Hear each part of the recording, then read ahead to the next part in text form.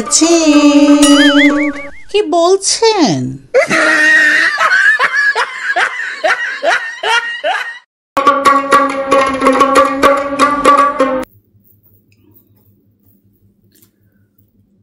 ও মা, কে রে তুই? হায় আয়, একদম ঠিক সময় এসেছিস। একটু আগে আসলে তো আর দেখাই হতো না। এই মাত্র বাড়ি ফিরলাম। আর বলিস না, বাইরে কি গরম। দেখ না গলাটার কি অবস্থা হয়েছে ওই রোদে, তারপরে এসিতে গিয়ে।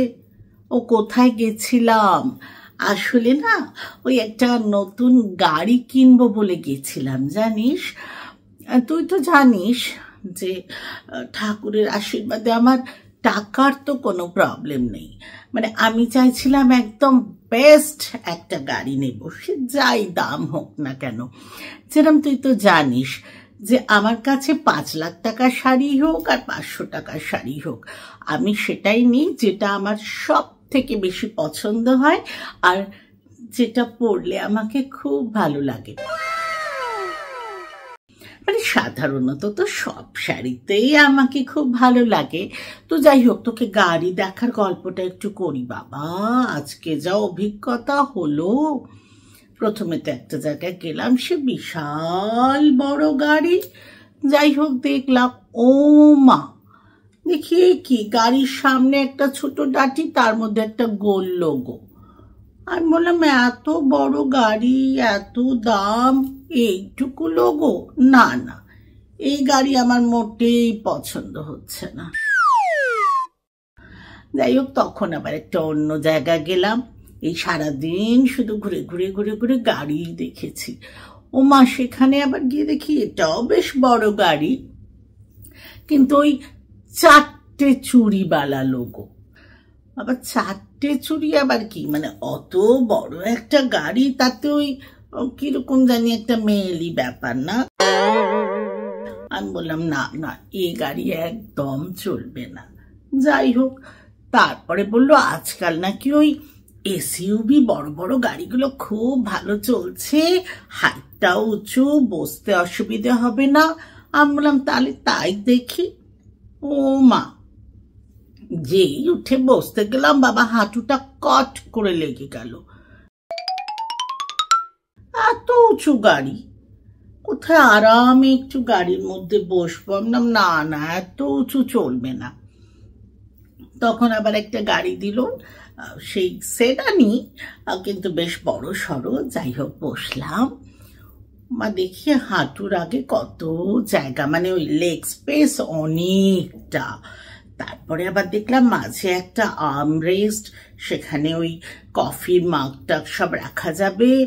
আর 2জন 3জন যতজনই বসো, কোনো ধাক্কা ধাক্কি নেই একদম, মানে গায়ে গায়ে কিছু লাগছে না। তো বলে একটা টেস্ট ড্রাইভ নিয়ে দেখুন। আমি তাই দেখি, চলো বাবা। রাস্তায় বাম্পার হোক গর্ত হোক কিচ্ছু বোঝা যাচ্ছে না, একদম স্মুথ যাচ্ছে। বলছে একদম মনে হচ্ছে দেখুন ফ্লাইটে আপনি বসে আছেন, ঠিক উড়ে চলে যাচ্ছে গাড়িটা। ও মা, এত টাকা দিয়ে একটা গাড়ি কিনবো, তার ফিলিংসটা হবে একটা ওই 10-12 হাজার টাকার ফ্লাইটের? না না বাবা, এই গাড়ি তো আমি নিতেই পারবো না। আমি বললাম না না, একটা অন্য কিছু দেখাও। তারপরে না ওই একটু ছোট গাড়ি নিয়ে এলো, বুঝলি তো। বসতে গেলাম, গিয়ে দেখি হাঁটুটা সামনের সিটে একদম আটকে যাচ্ছে। ও মা, কি ভালো লাগলো। মানে বেশ কষ্ট করে ধাক্কা ধাক্কি মেরে বসলাম, সিটে হাঁটুতে ধাক্কা লাগছে। তারপরে পাশে যখন 2জন বসলো, ওরে বাবা, চেপে চুপে। যতই বলো, এরকম ভাবে হলে তবেই না গাড়িতে বসার মজা। বেশ মনে হচ্ছে না যে সবাই মিলে একটা বেশ গাড়ির মধ্যে ঢুকে বসলাম, চাপাচাপি একটা ব্যাপার, বেশ ভালো লাগলো বুঝলি। তখন আবার বললো টেস্ট ড্রাইভ নিন।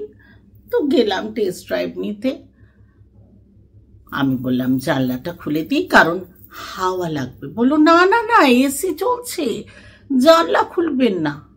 ও মা, এত টাকা দিয়ে গাড়ি কিনবো, এসির হাওয়ায় যদি খাবো, তাহলে ঘরে বসে এসির হাওয়া খাবো না?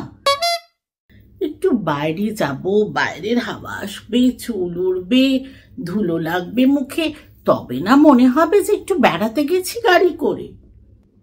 আমি বললাম না না বাবা, ওই এসি টেসি চলবে না, তুমি ওই এসি ছাড়া যদি কোনো গাড়ি থাকে সেটা দেখাও। তো বলছে এসি ছাড়া গাড়ি নাকি আজকাল আবার হয় না। কি জানি বাবা, ছোট থেকে তো গাড়িতে বসা মানেই একটা ওই রকম ফিলিংস না, বেশ সামনের সিটের সাথে ধাক্কা, পাশের লোকের সাথে ধাক্কা, হা হা হা হা হি হি হি করে আসি হাওয়ায় চুল উড়ে যাচ্ছে, কেউ কারুর কথা শুনতে পাচ্ছি না। কি মজা, কি মজা। কি আর করব বল, ভাবলাম শুধু শুধু টাকাগুলো নষ্ট কেন করি, তার থেকে আমাদের অটোই ভালো। দুপাশে কোনো দরজা নেই, এসি লাগানো নেই, দিব্যি ফুরফুর করে হাওয়া আসবে, আর চুল ওড়াতে ওড়াতে আমার যেখানে ইচ্ছে আমি সেখানেই চলে যাব। সেই জন্য না গাড়িটা নিলাম না, অটো করেই ঘুরবো। তুই তো জানিস টাকার কোনো প্রবলেম নেই, সে 1 কোটি 2 কোটি যাই বলো বাবা, পছন্দ হলে সে গাড়িটা আমি নিয়ে নিতাম। কিন্তু কি করব বল, এখন ওই অটো করেই ঘুরবো, আর এই বেড়ানোর আনন্দটা ভীষণ ভাবে উপভোগ করব।